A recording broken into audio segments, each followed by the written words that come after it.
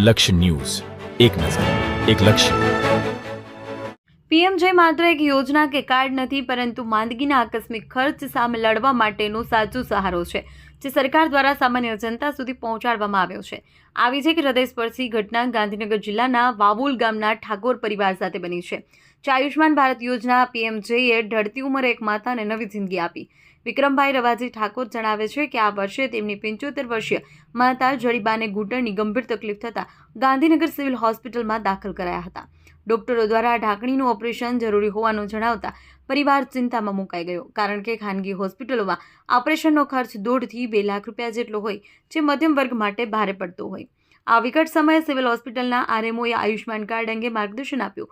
અગાઉ બનાવેલું પરંતુ ભૂલાઈ ગયેલું આયુષ્માન કાર્ડ જૂના ટંકમાંથી મળી આવતા પરિવારને નવી આશા મળી.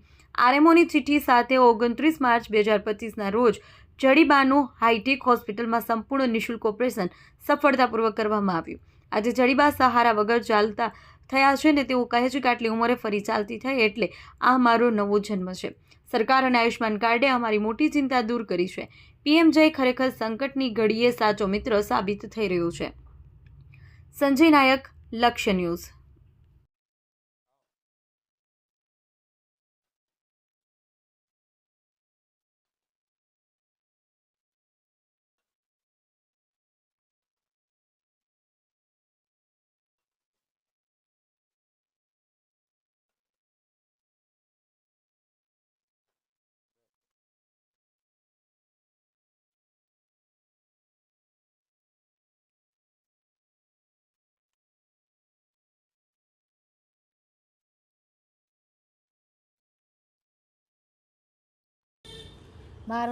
હું વાવોલ ગામની હું. મારું નામ જડીબા અને મારા ઓપરેશન ઘૂંટણનું બહુ દુખાવો થતો હતો ને, તે ઘૂંટણનું ઓપરેશન કરાવ્યું હોય.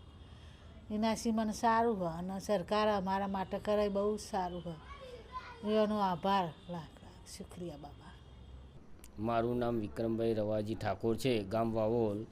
મારી બાને ઢાંકણીનું ઓપરેશન કરાવવું હતું તો અમે સિવિલમાં ગયા હતા. ત્યાંથી એમને હાઈટેકમાં એમને સજેશન આપ્યું અને અમારા જોડે માં કાર્ડ હતું તો 1.5 લાખની રાહત મને ફ્રી ઓફ થઈ ગઈ. એ બદલ સરકારશ્રીનો આભાર માનું છું.